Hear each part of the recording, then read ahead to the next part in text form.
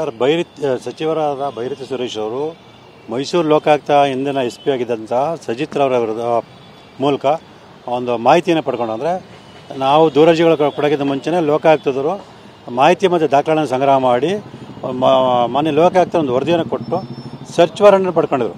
ಅಂದರೆ ಮೋಡ ಕಚೇರಿ ಮೇಲೆ ದಾಳಿಯನ್ನು ನಡೆಸಿ ಕೆಲವು ದಾಖಲೆಗಳನ್ನು ವಶಪಡಿಸ್ಕೊಳ್ಳೋ ಕಾರಣಕ್ಕೋಸ್ಕರ ಸರ್ಚ್ ವಾರೆಂಟ್ ಕೂಡ ಪಡೆದಿದ್ರು.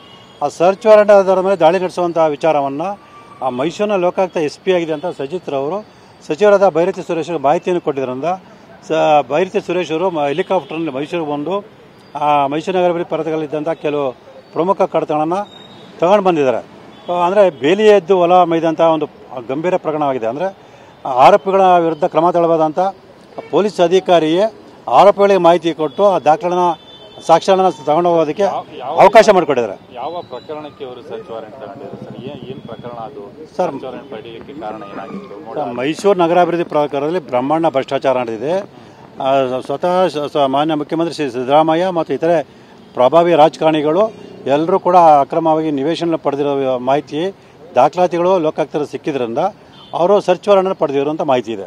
ಆ ಸರ್ಚ್ ವಾರೆಂಟ್ ಮಾಹಿತಿ ಆದ ಮೇಲೆ ದಾಳಿ ಮಾಡಬೇಕಾದಂಥ SP ಅವರ ಖುದ್ದು ಆರೋಪಿತರಿಗೆ, ಅಂದರೆ ಸಚಿವರಾದ ಬೈರತಿ ಸುರೇಶ್ ಅವರಿಗೆ ಮಾಹಿತಿಯನ್ನು ಕೊಟ್ಟಿದ್ದರಿಂದ ಬೈರತಿ ಸುರೇಶ್ ಅವರು ಹೆಲಿಕಾಪ್ಟರ್ ಬಂದು ದಾಖಲೆಯನ್ನು ತಗೊಂಡು ಹೋಗಿದ್ದಾರೆ.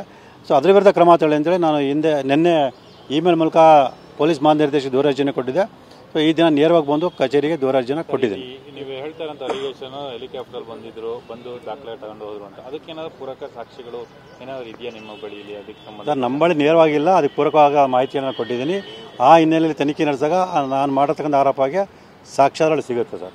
ಮತ್ತು ಎಲ್ಲದಕ್ಕಿಂತ ಮುಖ್ಯ ಇಲ್ಲಿ ಗಮನಿಸಬೇಕಾದ ಅಂಶ ಏನಂದರೆ, ಸಜಿತ್ ರವರು ಮೈಸೂರು ಲೋಕಾಯುಕ್ತ SP ಆಗಿ ಕೆಲವೇ ತಿಂಗಳು ಕಾಲ ಕರ್ತವ್ಯ ನಿರ್ವಹಿಸಿದರು. ಯಾವಾಗ ಈ ರೀತಿ ಮುಖ್ಯಮಂತ್ರಿ ಸಿದ್ದರಾಮಯ್ಯಗೆ ಸಹಕರಿಸಿದ್ರು, ಈ ಹಿನ್ನೆಲೆಯಲ್ಲಿ ಅವ್ರನ್ನ ಬೆಂಗಳೂರಿನ ಆಯಾಕಟ್ಟು ಜಾಗಕ್ಕೆ ಉಪ ಪೊಲೀಸ್ ಆಯುಕ್ತರಾಗಿ ನೇಮಕ ಮಾಡಿದ್ದಾರೆ. ಇದೆಲ್ಲ ಪೂರಕ ಸಾಕ್ಷ್ಯಗಳು ಸರ್. ಎಲ್ಲರೂ ನೇರವಾದ ಸಾಕ್ಷ್ಯಾಧಾರಗಳು ಇಲ್ಲದರೂ ಕೂಡ ಪೂರಕವಾದ ಸಾಕ್ಷ್ಯಗಳು ಸಾಕಷ್ಟು. ಜುಲೈ 25-26 ನಡೆದಿದ್ದ ಮಾಹಿತಿ ಇದೆ ಸರ್. ಯಾಕಂದರೆ ಹೆಲಿಕಾಪ್ಟರ್ ತಗೊಂಬಂದಿದ್ದಾರೆ. ಆ ದಾಖಲಾತಿ ಇಟ್ಕೊಂಡೆ ಸಿದ್ದರಾಮಯ್ಯ ಅವರು ವಿಧಾನಸೌಧದಲ್ಲಿ ಪತ್ರಿಕಾಗೋಷ್ಠಿ ಮಾಡಿದರು. ಅವರು ಏನು ಸಿದ್ದರಾಮಯ್ಯ ವಿಧಾನಸೌಧ ಪತ್ರಿಕಾಗೋಷ್ಠಿ ಮಾಡಿದ ಸಂದರ್ಭದಲ್ಲಿ ಬಿಡುಗಡೆ ಮಾಡಿದ ದಾಖಲೆಗಳು, ಆ ದಾಖಲೆಗಳು ಸ್ವತಃ ಸಚಿವ ಬೈರತಿ ಸುರೇಶ್ ಅವರು ಹೆಲಿಕಾಪ್ಟರ್ ತಂದಂಥ ದಾಖಲೆಗಳಾಗಿರ್ತವೆ ಅಂತ ನನಗೆ ಅನುಮಾನ ಇದೆ.